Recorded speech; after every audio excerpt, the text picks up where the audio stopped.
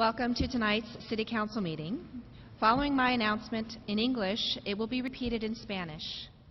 Tonight's meeting will be simultaneously translated into Spanish. Zoom participants will have the option on their screens to choose the Spanish translation, and for in-person participants who wish to listen to the Spanish translation, headsets are available at the back of the table, the back of the room on the table in the back. The agenda for tonight's meeting, along with the instructions on how to participate by Zoom or in person, was published and posted on the city's website Thursday, February 23rd, 2023, in both English and Spanish. Those who are participating by Zoom were requested to fill out an electronic speaker card by 5:30 p.m. this evening and sign into Zoom prior to the start of the meeting. For those participating in person, agendas, speaker cards, and written comment cards are available at the back table in English and Spanish. To address the City Council, please turn in your speaker card here prior to the end of the presentation. Zoom participants will be called upon first, followed by participants attending in person. Speaker cards will not be accepted once public comment begins. When the mayor calls your name, you will be given 3 minutes to speak, with double the time allotted for Spanish speakers using an interpreter. May I ask the interpreter to please stand? This is our interpreter, Isabel. Thank you. If you would like the assistance of the interpreter, please request her company for her to accompany you up to the speaker, the microphone, when your name is called. Please begin your comments by stating your name and your area of residence. Finally, if you have any material to provide to the City Council, please give me those copies on your way to the microphone. Written comments will be accepted and entered into the record, but not read aloud. Thank you. Isabel? Bienvenidos a la reunión del Consejo Municipal esta noche. La reunión de esta noche será traducida simultáneamente en español. Los participantes de Zoom tienen la opción de sus pantallas para elegir la traducción al español. Y para todos los participantes presenciales, si usted desea escuchar la traducción en español, los auriculares están disponibles en la mesa de atrás. La agenda de la reunión de esta noche, junto con las instrucciones sobre cómo participar a través de Zoom o en persona, fue publicada en el sitio web de la ciudad de Santa Clarita el jueves 23 de febrero del 2023, tanto en inglés como en español.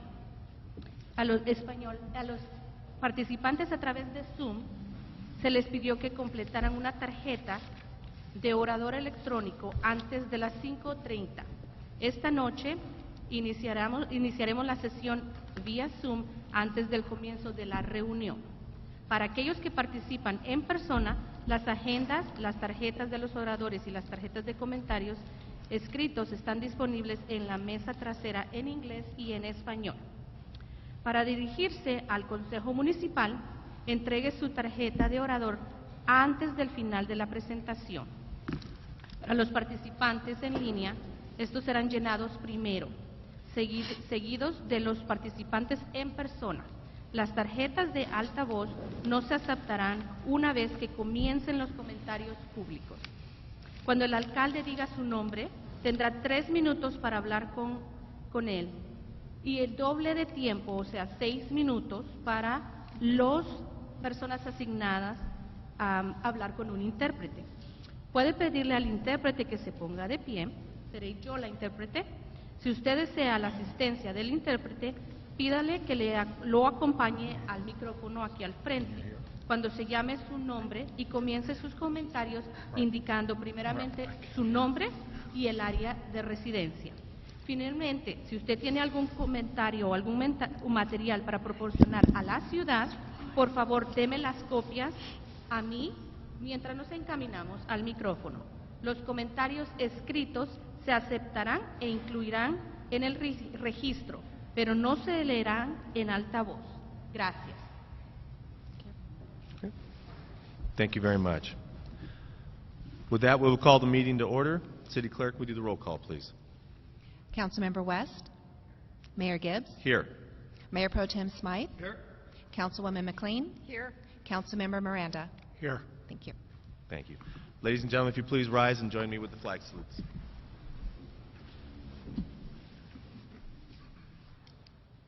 Please place your hand over heart and repeat after me. I Pledge allegiance to the flag of the United States of America and to the republic for which it stands, one nation, under God, indivisible, with liberty and justice for all.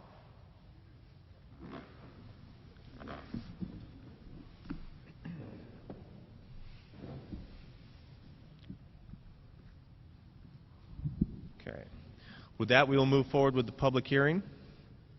The city's demographer, Douglas Johnson, with National Demographics Corporation, will now give his presentation. After that, the public will have an opportunity to comment. Douglas, thank you.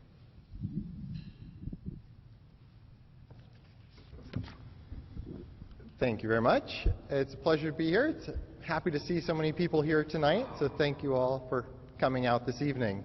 Again, I'm Doug Johnson. I'm the president of National Demographics Corporation. We're the demographer helping out with this process. So we'll go to the first slide. As you likely are already aware, this is the mapping and discussion part of this process. It started, as you know, with a legal battle that led to a settlement between the city and the plaintiffs that brought us to this point. And so now we're going through the settlement process, which starts with tonight's hearing. There is a joint map that I'll be presenting that the city and the plaintiff group have agreed upon as the starting point for these discussions and to get your feedback on. But there's also the opportunity for your residents to comment, obviously, and to draw your own maps if you'd like. So the first chance here for you to draw maps, and I'll show you how to do that later on, is between now and April 3rd. So you have about a month to work with your neighbors, work on what you think makes sense if you want a different map than the one that the city and the plaintiffs are putting forward today. All the maps that come in will be posted and available for all residents and obviously the council to review by April 6th. And then the big date for you to remember is the next public hearing, which is scheduled for April 13th. So that'll be the next time where we all come together to talk about the maps that have come in and to proceed from that point. Following that, there will be another round of discussions and possibly some different maps to discuss that'll lead us again to public comment period, culminating in May 1st is the last hearing prior to what's planned for the council to adopt hopefully a joint map, possibly the one we're going to look at tonight, possibly a different one that is also jointly agreed to May 23rd. I'll come back to this slide at the end so you can revisit it. And I should note the city has put together a full website that has this entire calendar on it, so you don't have to take notes today. If you go to the city website and just go to district elections, you'll see it. Go to the next slide. So when we're talking about district election maps, there are different sets of rules we have to follow in terms of the map. The first category is federal law. Number one under federal law is equal population. So there has to be, with a very small margin of flexibility, an equal number of people in each of the proposed districts. So that's rule number one. And it is equal number of people. It's not registered voters or adults or anything like that. It's people counted in the census with some small state adjustments. Second is we have to comply with the Federal Voting Rights Act, which is a very complicated law, but it boils down to if there's a geographic concentration of what the law calls a protected class, we can't divide them in a way that dilutes their voting strength. At the same time, the third piece of federal law is no racial gerrymandering. So race can be one consideration in how maps are drawn, especially when you're looking at compliance with the Federal Voting Rights Act, but it cannot be what the court has called the predominant factor. So those are the federal rules. California, being California, we spiced things up. We added our own set of rules. So the second category is state law. And you can see them, and they're numbered because they're prioritized in state law. So first, they have to be contiguous. That's no surprise. All the pieces of the district have to touch. You can't have a pocket here and a pocket there. We have to the degree possible, avoid dividing neighborhoods in what the law defines as communities of interest. And then third is to try to follow easily identifiable boundaries. We want to follow things that people recognize, preferably rivers, roads, other things that make it easy for people to figure out which district they're in and to tell their neighbors. And the last state criterion is compact. So you're not supposed to bypass one group of people to get to another group of people unless it's to meet one of the higher ranked criteria. So that's, again, these are in ranked order. And then the state law says you should not favor or discriminate against a political party. So you can't draw the lines to help the Republican Party or the Democratic Party or to hurt any political party. In this case, we have one more group of requirements which comes out of the settlement agreement. So you can see the language there on the screen. This is right out of the settlement agreement, where the map must include one district, quote, in which Latinos have a history of consistent support for minority coalition and crossover voters, and give Latinos the best opportunity to influence the outcome of city council elections. So that language is part of the judge-approved settlement agreement between the city and the plaintiffs. So those are the requirements, and then there's a fourth category in the bottom right. These are other traditional redistricting principles. So if we have two maps that both meet all of those requirements, then you can choose a map or adjust the map to meet these things. Number one is you are allowed to look, again, not required, but allowed after all the other requirements. You can look at where the current council members are and try to avoid pairing them. And this one always gets a lot of attention and doesn't really play out very often into a factor, but you can also look at future population growth, but only within that very small margin of change. So when you have a fast-growing community like Santa Clarita, you're not going to be able to adjust for all of your expected growth. But if you have one area that you know is going to grow faster than the others, you can underpopulate it a little bit now to keep it more balanced down the road. So we have lots of criteria we have to follow when we're looking at maps and that we have to consider when we're drawing maps. So if we go to the next slide. So taking all those considerations into account, this is the joint map proposal that the city and the plaintiffs have agreed upon to come out as our joint map proposal for this process. That special district from the settlement language I mentioned in group 3 there, that's District 1. You can see it in the pink there. It's really Newhall and Canyon Country and then a connection between the two. And part of the settlement is that seat will be up in 2024. And assuming the normal cycle, if there's no resignations or anything like that in the next 16 months, that seat and one other seat will be up in 2024. And that the other seat has not been decided yet, so that's part of this process of discussion. So 2 seats will be up in 2024, and then the other 3 would be up in 2026 for the first election, just continuing the city's current cycle. And I'm happy to go through this in more detail if there's interest in seeing it. I will note on the city website, there's a big map, and if you click on it, it will take you to a map that works like Google Maps. So you can put in your address and it'll zoom in and you can see where that is. You can zoom in and see where the different borders are street by street. You can even switch the underlying maps so you can see a satellite image if you want to see specific houses and that kind of thing. So obviously what I can put in a PowerPoint slide is just a citywide image. It's hard to see the details. But on the city website already is this interactive map where you can zoom in and out. And later on tonight, if there's interest, I can bring that up on screen and go through it. But really you end up with District 1, kind of everything starts with District 1. District 5 is everything else on the east end of town. And we'll note that kind of L-shaped, stair step at the top left of District 5 is the school district border.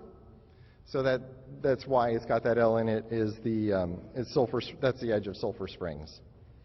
Then we get 3 and 4, kind of dividing the north as things stretch up to the north.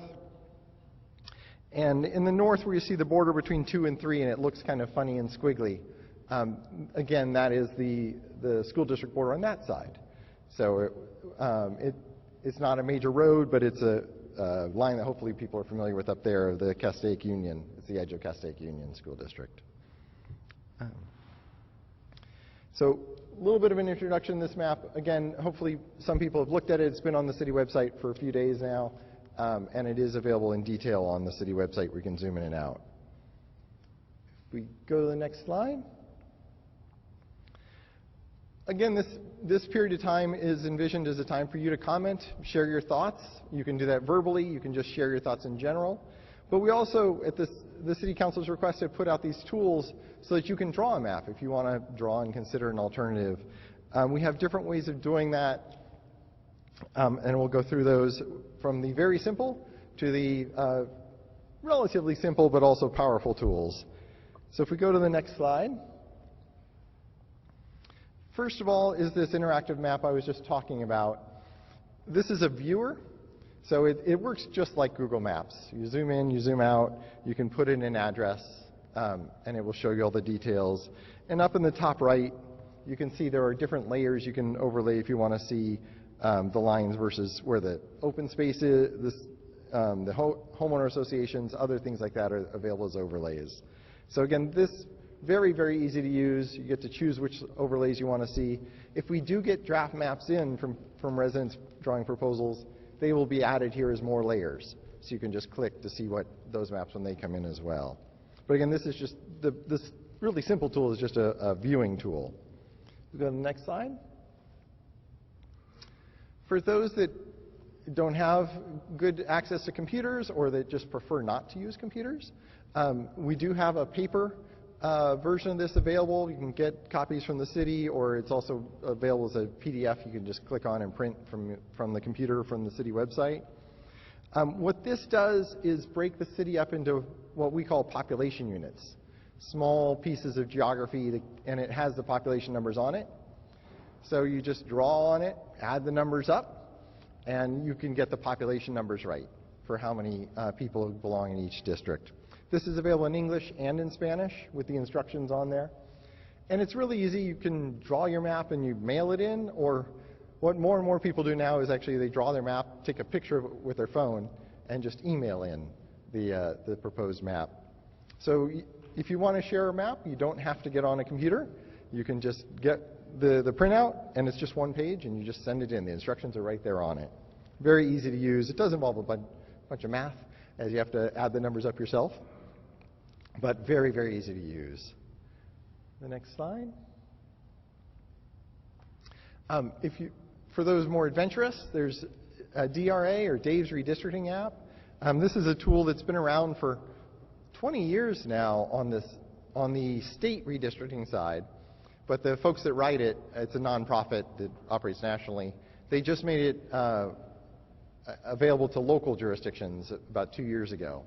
So really fairly easy to use. It's just a paintbrush.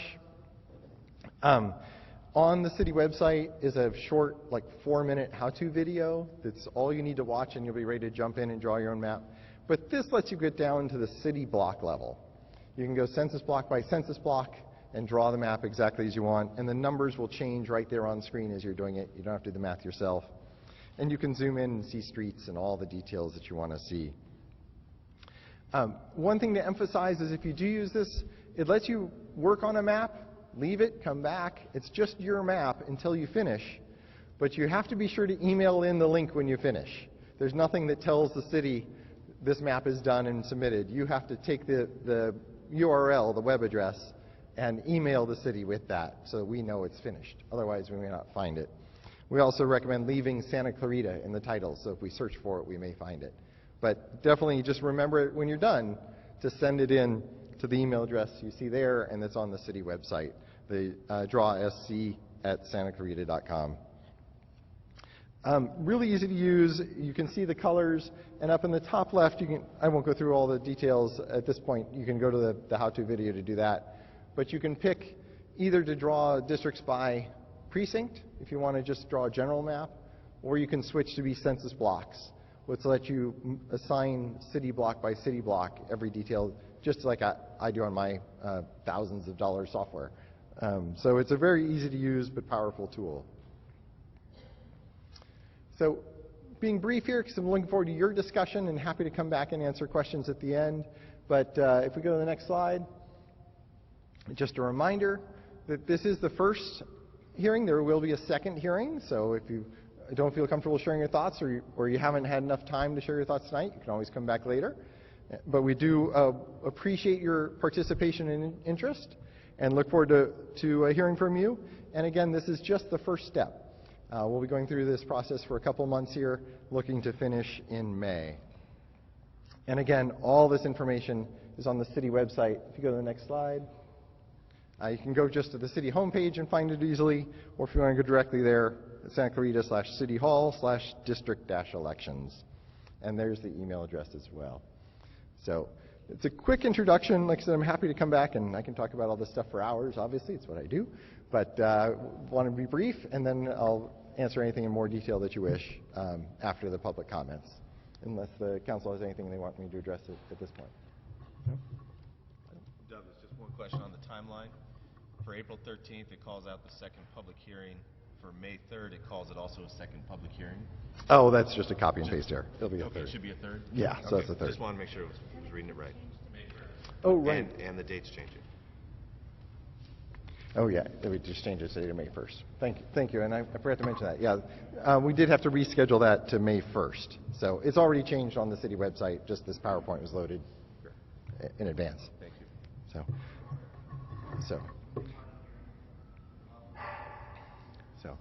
So, thank you very much. Oh, sorry. Sorry, the comment was the public hearing that's listed for May 3rd has been changed on the website. It is now May 1st. That's what the comment was. Thank you.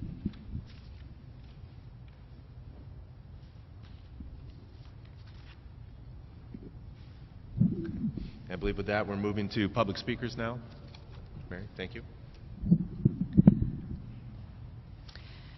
Yes, Mayor, we did have one public speaker who registered by Zoom, but that person is no longer on. So we'll move right into the in-person speakers. Thank you. Our first speaker will be Alan Ferdman.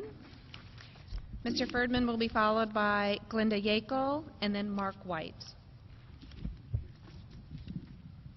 Good evening, Mayor and City Council members. Before I get started, I just want to let you know I'm going to email in my comments, because if you can understand me as well as I could understand Mary and the presenter, you won't understand anything I say anyway. This room is terrible. The acoustics are horrible, and no one was understanding what was being said. Anyway, drawing a map of this type is really not possible unless you have all the demographics and you have all of the tools that the demographers have.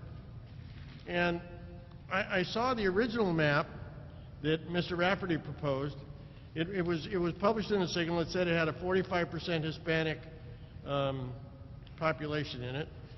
And it also indicated that it was about 3,000 or 4,000 people more than the other districts. So I expected this map to shrink the district a little bit. Instead, it enlarged it. And I'm confused about that. So what I would like to know from the demographers is, by adding in Happy Valley and extending it into Newhall, how did that make the 5 districts equal?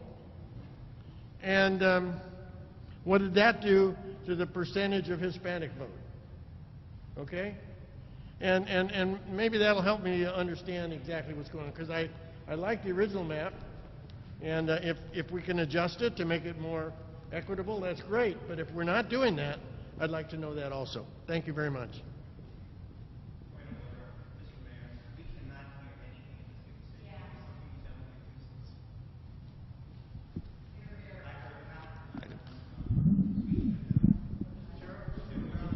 Okay, thank you, everybody. I don't know what we can do with the microphone and the speakers at this time. I mean, this is what we have. It was requested that the meeting be held in a neutral setting, and this is what was available and what was made available to the public. I don't have any other avenue of recourse at this time. Okay, next speaker, please. Glenda Yackel.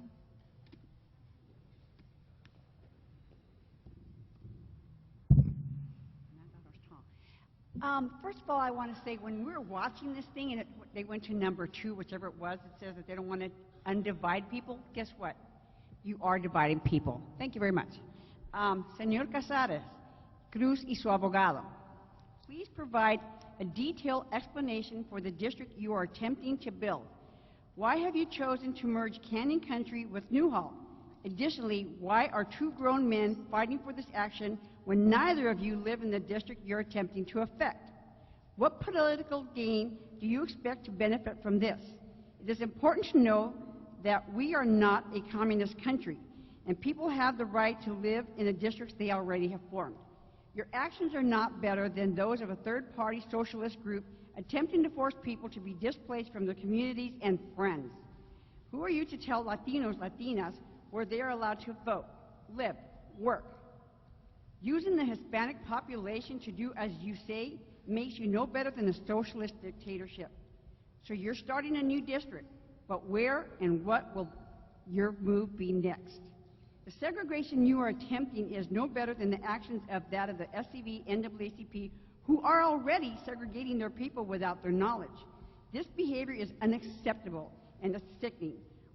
We should allow people to live in their lives where they are and let them live in peace. Therefore, it is imperative that you consider the consequences of your actions and the harm they will cause the community. In respect for the voting, Hispanics have a right to vote wherever they want. We don't need to change a district so they can vote. They know where they can vote and they do it. Leave them alone. Our next speaker is Mark White, followed by Cindy, and then followed by Nancy.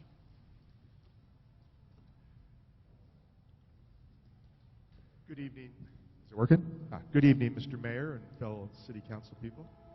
My name is Mark White. I'm a resident of Santa Clarita since about 1965, and I've grew up in Canyon Country, lived in Newhall, Saugus, and the last 30 years in Valencia. I've always worked locally, married here, raised my family here, and believe Santa Clarita is still a great place to live, work, and play. We have 4 communities in this valley. Newhall was the first, then Saugus, then Canyon Country, and then Valencia. Each community has had their own history, identity, and geographical areas. In the last 35 years, the city has grown. We've attracted many diverse industries. We maintain fantastic award-winning schools and has a very low crime rate and is repeatedly ranked as one of the safest cities in the country. So kudos to the leadership of the city. We have been led and served by incredible current and former city council and outstanding city employees and staff who continually strive to do what's in the best interest of the entire city. There's no doubt about that. I don't think anybody here would disagree. However, the CVRA law was passed, I think, in 2001 and, quote, prohibits the use of an at-large election in a political subdivision if it would impair the ability of a protected class. Well, we're now at the point to hammer out the details, and we will have district elections starting in 2024. My concern is the proposed map splits part of, quote, Old Newhall, District 1 and 2, and has District 1 traversing, some might say, gerrymandering, from the most southwestern part of Newhall to almost the most northwestern part of Canyon Country.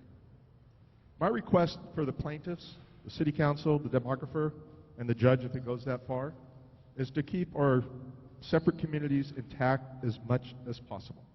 Thank you, guys. Thanks, Mark.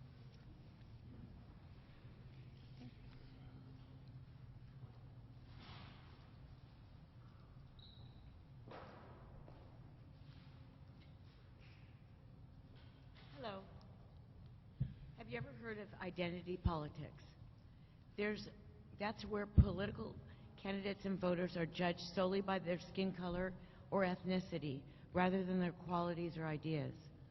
This approach is not only unfair, but it also enforces social diversion and hierarchies that are historically excluded marginalized communities. I want to talk about something that's been on my mind, which is racial boundaries in politics. I want to make it clear that I'm strongly against creating racially based voting districts in our city. It's a racist and divisive practice that goes against the very values that makes our city great. Racially based voting districts are marked by isolation, economic deprivation, and limited opportunities. This segregation disconnects individuals and families from their social and economic networks, as well as from the political power necessary to influence decisions that impact their lives. Our city is diverse and beautiful. People of every race and ethnic background live together here in harmony, with no one area of the city belonging to any particular group. Creating voting districts based on race would only serve to divide our city, and that's not something that we should stand for. Let's continue to celebrate our diversity and work together to make our city even better for everyone. Thank you.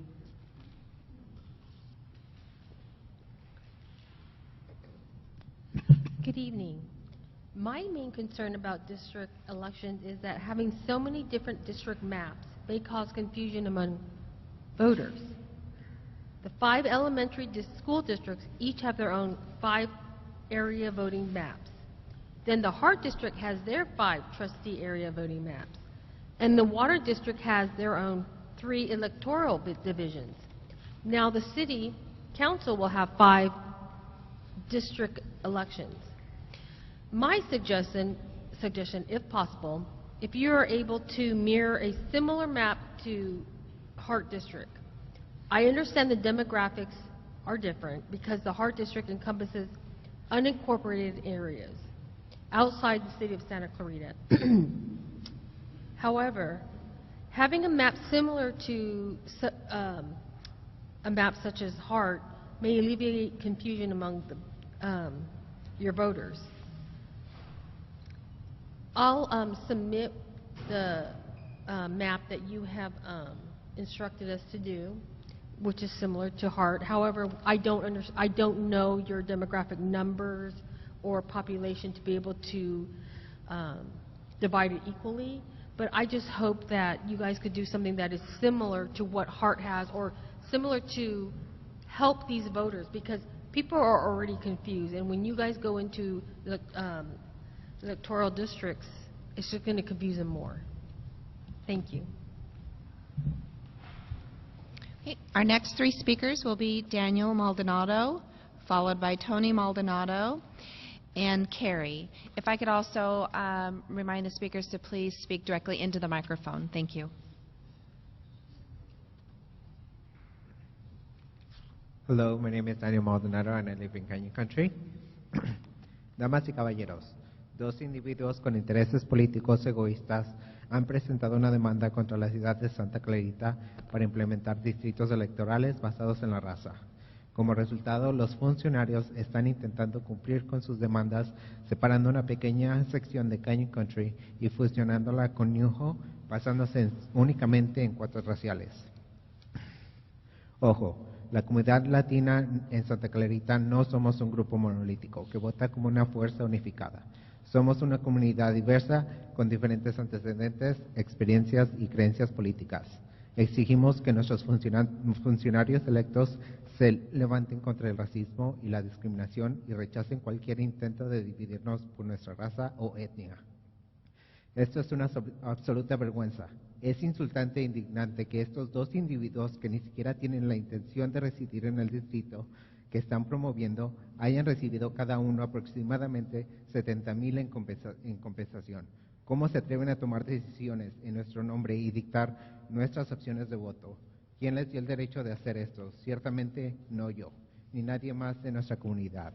Es hora de poner fin a su comportamiento egoísta y asegurarse que se escuchen nuestras voces. No toleraremos este tipo de manipulación y control.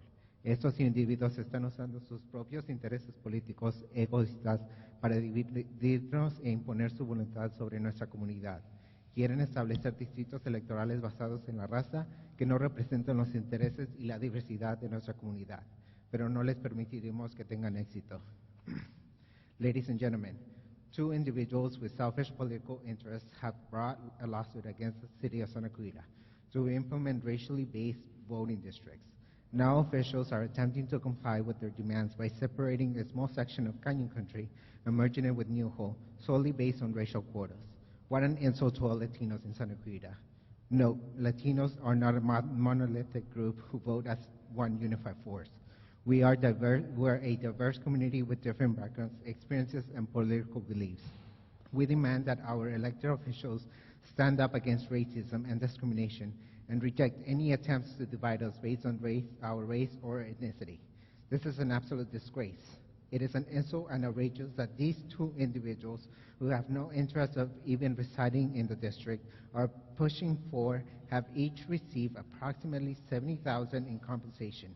How dare they presume to make decisions on behalf of those of us who are directly affected by this proposal and dictate our voting choices, who have them right to do this, not me, and certainly not anyone else in our community.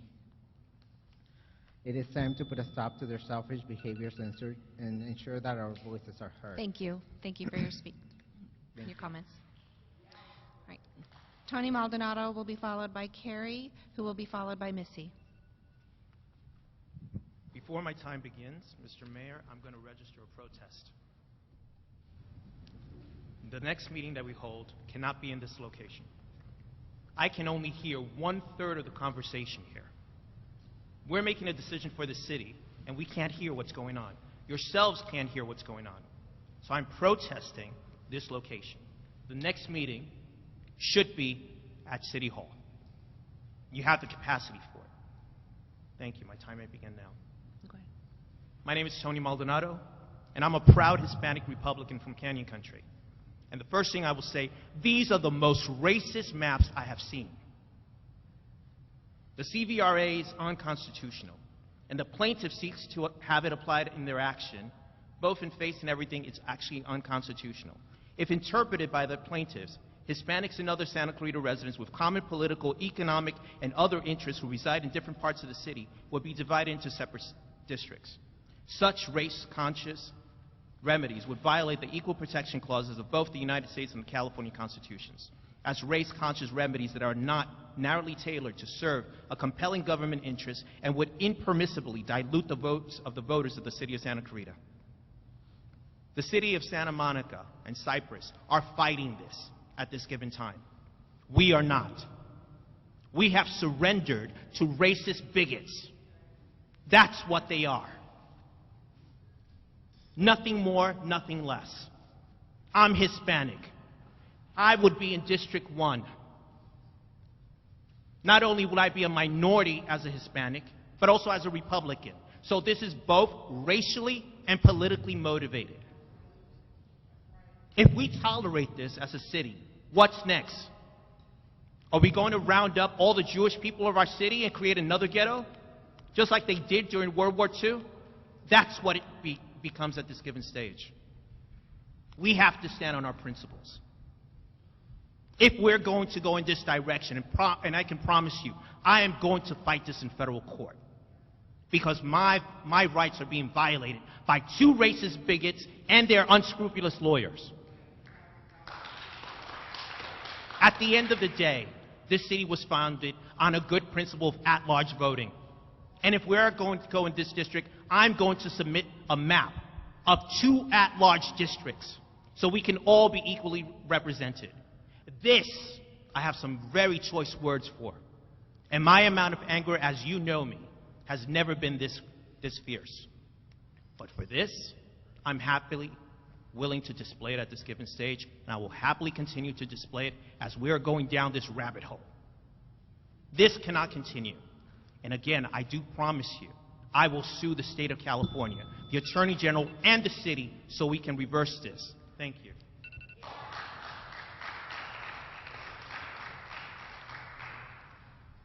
I pretty much second what Tony said. This is an outrage. It's divisive. It's racially motivated. I don't understand even why the 2 people who are fighting for this project don't even live within the same district. That's counterproductive, to say the least. Why do you need Hispanic districts when you already have Hispanic politicians elected? Makes no sense. I'm pretty offended that you're taking funding and beginning, it's almost like a black Wall Street for Hispanics only. What's next?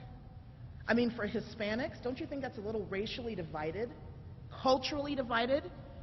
Santa Clarita is filled with multicultural people, ideas, nationalities, and it's all for Hispanic benefit. How is this uniting us? All races, colors, nationalities, creed in Santa Clarita. What is actually being done to support inclusivity of all people? Why are Hispanics being promoted to better their community when you know all of our multicultural values? Why does this plan only propose benefits for your specific community? I don't understand. There should be unity in this planning. We should have known about this ahead of time. It's almost like it came out of nowhere. I'm just finding out about this recently, and it's almost like you guys have your own separate meetings. You come up with this planning, then we have the city meetings, and it's an outrage. It's an outrage. To say I'm pissed is minor. One of the things I heard you say, Doug Johnson, is one of the things I noticed you say specifically was dividing the cities. You may want to go back on this recording and take a look at that, because I heard you say that.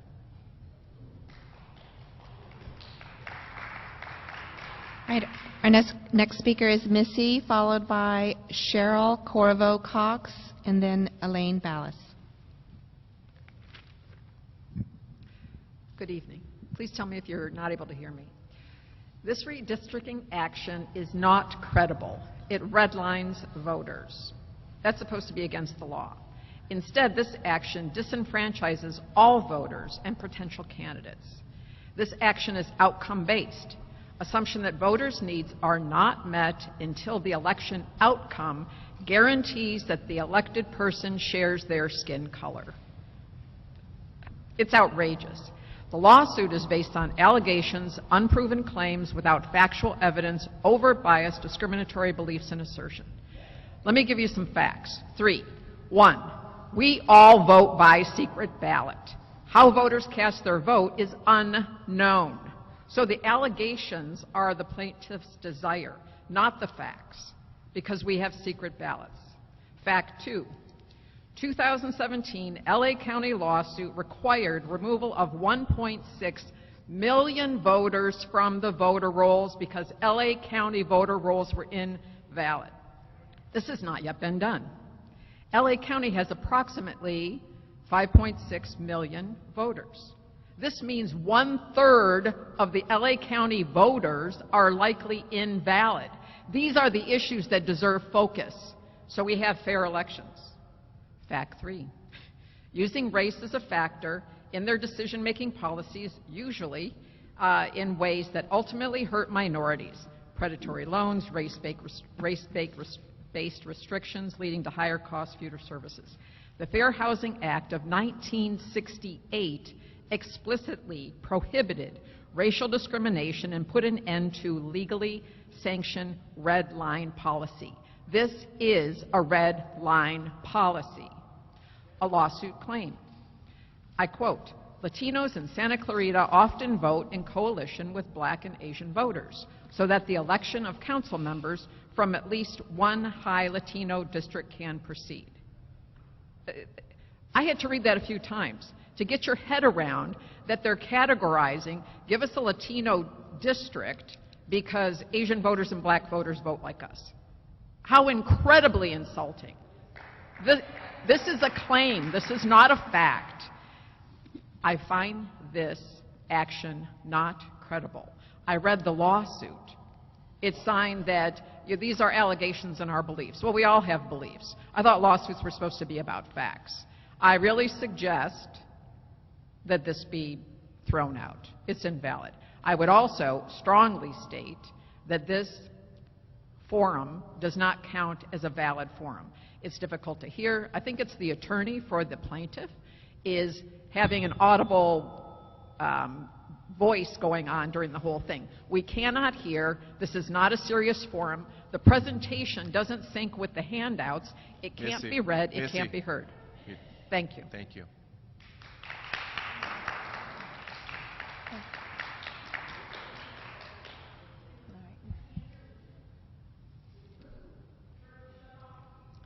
As a 10-year resident of Santa Clarita, I support the agreed-upon map created by the city and CVRA. My husband and I are fortunate enough to work remotely for global tech companies. That means we can live anywhere we want, anywhere in LA County, anywhere in California, anywhere in the world, and we chose to buy a house in Santa Clarita. I commend the accessibility and opportunity that you are giving residents to draw their own maps, but I worry that laymen with no intimate knowledge or experience in local politics, redistricting, or DEI will propose disadvantageous maps for many residents. And DEI is a lot more than race. We keep talking about race here, and I get that that's a big part of the puzzle, but just so everyone understands, creating a diverse and equitable and inclusive map and elections, it goes much farther than race. There's socioeconomic status to consider, neurodivergency, sexual orientation, culture, worldview. There are many factors to it. And without DEI, we absolutely have blind spots. There is no way that any one individual person has the full picture, as because no one individual person experiences the realm of possibilities in this world. We all come from different upbringings and experiences, which is why we need district-based elections to incorporate all of our views and our cultures and our ideas into a really great and inclusive Santa Clarita, which is what we all want. We look forward to fair and equitable district-based elections and future local governments that are representative of our current population.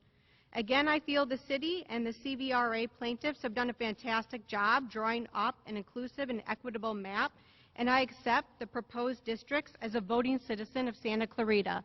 Thank you.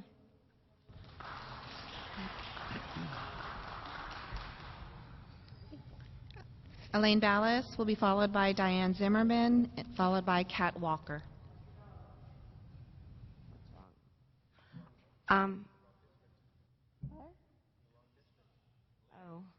Go ahead, please. First of all, you cannot hear a thing. I have no idea what the gentleman said about the maps, number one. So this shouldn't even count. But the thing that bothers me the most is everyone who wants the districts is talking about they don't, to get rid of segregation, yet that's exactly what you're doing. You're separating people economically by the color of their skin, by their culture, by their education, by everything. So I don't see how you think this is fair. District 1 is a joke. Just look at the map. Are you people blind? I mean, obviously this was drawn so that it would do something that you wanted. You are absolutely manipulating all of us. And I don't think that is correct. I mean, you want a right, you want to include everybody, you want this. What's the next map going to be? A black district? An Asian district? If you want inclusion, you should throw this whole thing out. All you're doing is segregating all of us. So I think all you people should take a look at that map, especially District 1. I mean, that is so blatant, Helen Keller could read it. So, I mean, I don't get where you people are coming from. And with districts, you have no one overseeing it. So you're going to run into the same problem that LA County ran into during COVID. There's no accountability, no one to answer to, or anything. You have one person, and good luck, because that's all you've got. I cannot believe this is even legal. So all you people better go home and maybe do your homework. And the things that you're asking for, none of the people have ever done this. This is just a way for an attorney to make a lot of money. And that is all. It's all about the money. Follow the money. follow the money trail. And that's it. The people who brought this lawsuit, they're not even in that district that they're insisting we be a part of.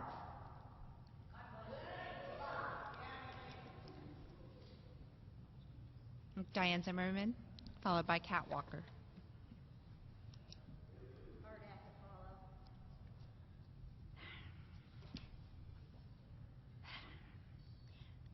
First of all, Mr. Ken Striplin, from what I understand, and correct me if I'm wrong, I sure hope people can hear me, the majority of the city council members were totally against district voting until Ken Striplin kept them on the topic and finished them off with how much it would cost the city to fight it. Of course, I'm sure he meant us taxpayers. You know, what comes out of Ken Striplin's mouth is about as trustworthy as me saying that I'm 7 feet tall. The council members have completely chosen to forget that he works for them, and they are supposed to be working for those that put them in office, you know, the taxpayers. Why in the name of God will we want to break our Santa Clarita Valley into districts? Do none of you realize the further damage districting has done to our public school system? The district candidates that have won in districts that have the most problems get elected to that particular district only to push programs that keep those people reliant on the government more and more and discourage picking themselves up and learning how to take care of themselves. All in the name of equity. There are none of us so far who have nothing to do outside our particular neighborhoods. We all have things to do outside our neighborhoods. The majority of us care deeply about what is happening in each and every town. No school board or city council members should not be fully aware of what is going on in each and every town in this valley. This is why they have meetings, but no. Here, practically all that both school boards, excuse me, I'm shaking, and the city council members rely on for their information are the government teachers unions and Ken Striplin. The two main characters that are pushing for this districting notion are Michael Cruz and Sebastian Cesares, and of course their magnificent lawyer. None of them making any money. Neither of them would be living in what would be a disastrous district number 1 if this districting goes through. They won't be subject to what will be happening there to advance government dependency. You do all know that government dependency is another word for communism, right? I'm pretty sure you know that.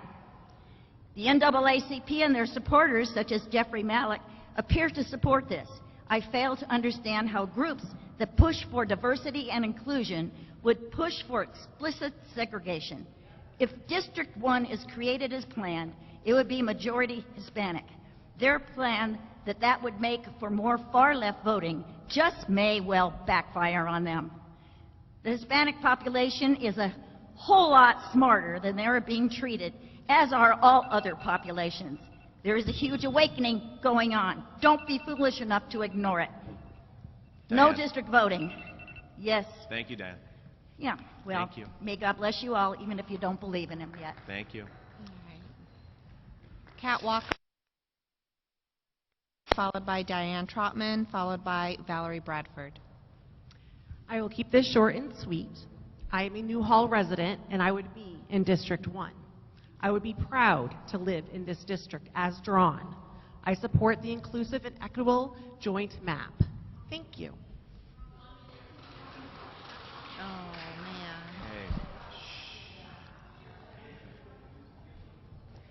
Hold on. Good Dan, evening, Dan, hold on. Councilman. Ladies and gentlemen, please let the speaker speak. Thank you. Thank you. Well, first of all, I want to say that, I live in Diane Troutman. I live in the Saugus area, and I will be in District 4. And I just want to say that this is a product of the Federal Voting Rights Act and the California Voting Rights Act. And if people disagree with that, that's fine. They can take it up. But this is according to the law.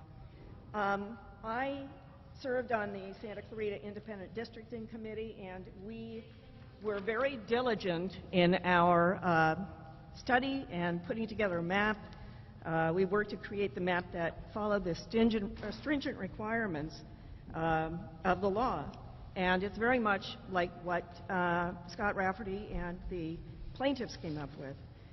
Santa Clarita is a quickly growing city, the third largest in LA County and the largest city in the country that has not gone to council districts. I support the map that was recommended by the plaintiff's attorney.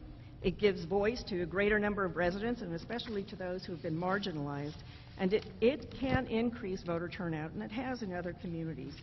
Moving to districts will allow members of our community to have greater access to their representatives.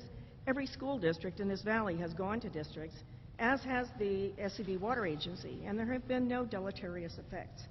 What I would like to see in the next hearing is if we have the city's demographer speaking, he should talk about the statistics, the demographics that were about drawing these districts. The way it was presented tonight, it sounds like you can do kind of whatever you want, but there are very specific guidelines that you need to follow and very specific restrictions on how these maps are drawn, and the public needs to understand that.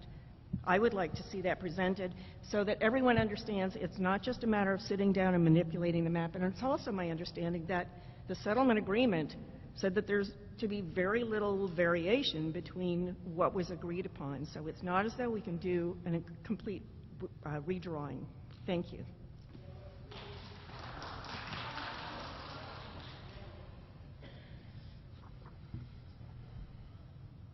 Good evening.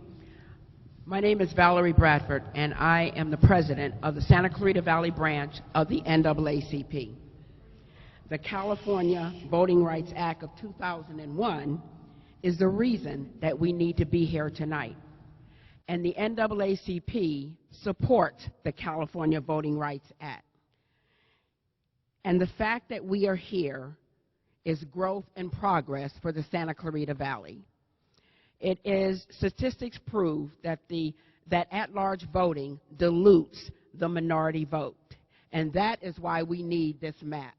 And the NAACP supports this combined effort to create this map. Thank you.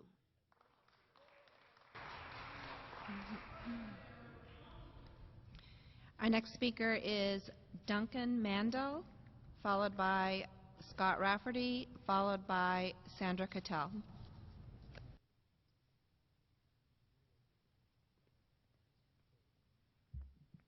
The city's really beautiful right now, isn't it? The green hills outside look almost as green as the ones in the city seal. It's really nice to live here. The first point of clarification I think there needs to be is about districts in the first place. We're not here to debate whether they're going to be districts or not. There are going to be districts, like it or not. My name is Duncan Mandel, 20-year resident of Santa Clarita, and I'm here to support the map as it is. I talk to people all the time who remember what Santa Clarita used to be like. They remember when the mall wasn't here, and when this or that wasn't here. The building we're in now wasn't here either all that long ago. But those days are past. We're not a small city anymore. And as cities grow, it's natural that the different parts of a city diverge and have different needs. I live in Newhall, and I love how unique it is compared to the other parts of the city. And I think that when we have district elections, I'll have representation that is more attuned to the unique needs of my part of the city. I, for one, am very much looking forward to having a city government that more closely represents my neighborhood and the city as a whole as it is today, and not how it was in the past. I urge you to support the map as it is now. Thank you.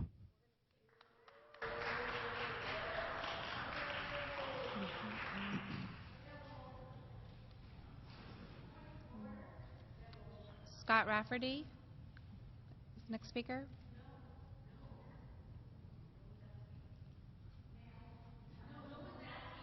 Wait. Hey, ladies. Please. Point of...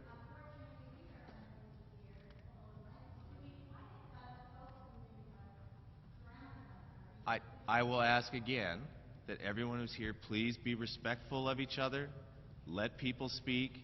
Keep your comments to a minimum and your mumbling down so we can hear each other, please. Mr. Rafferty. Good evening. I absolutely agree that every city over 50,000 should be in districts. That's the way it is in most of the country. It doesn't really have to be about race, because we're talking about making a system of government that is more representative of voters of all races.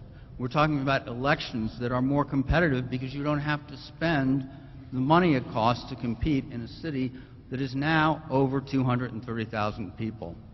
And we're talking about a council that is more accountable to its communities. They go to the same grocery store, you can see the people, you are accountable to a small number of people who are focused on the specific needs of their community, and they all have a voice. And finally, we're talking about a council that will collaborate better. This is the genius of American democracy. This is the invention. When the Germans got off the boat in Governor's Island in 1690, they were told to elect their own councilperson.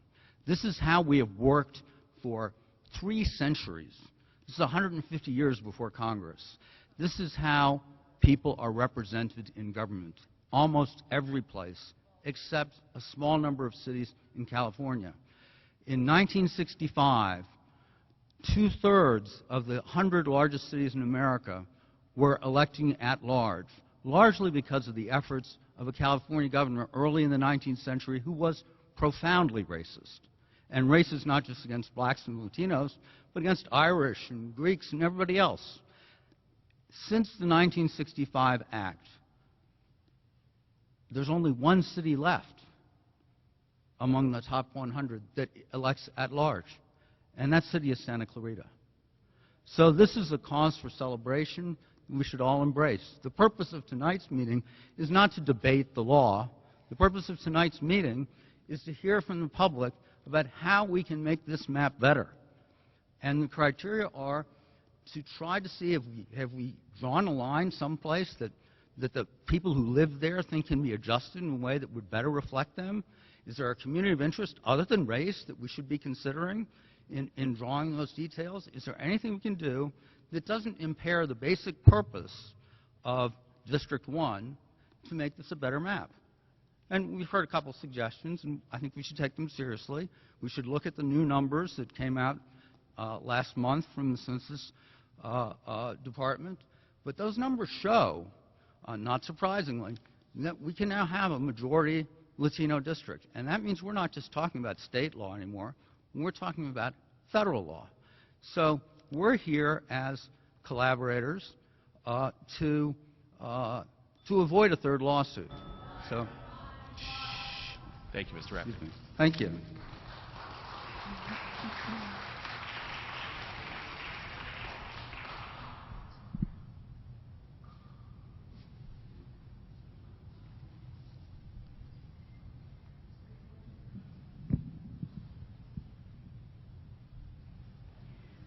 Good evening. My name is Sandra Cattell. I live in District 1. When I first, am I doing that right? Thank you. When I first looked at the map, I felt the district was somewhat enlarged, and now it has been manipulated and is even larger.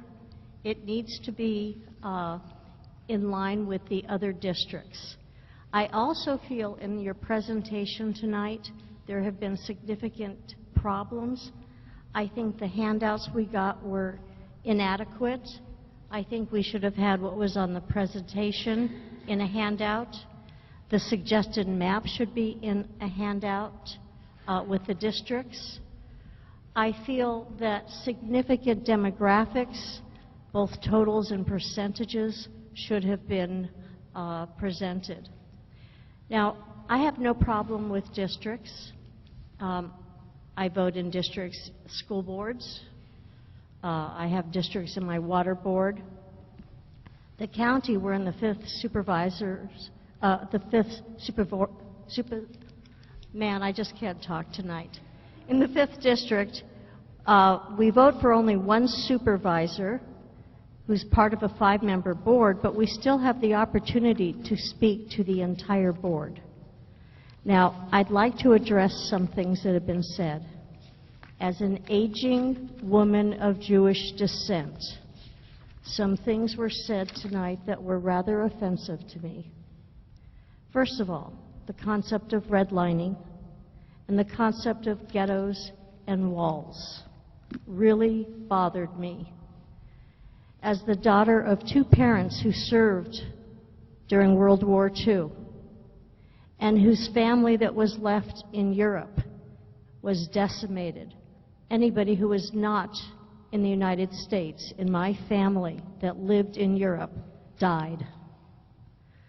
Please do not equate voting districts with ghettos.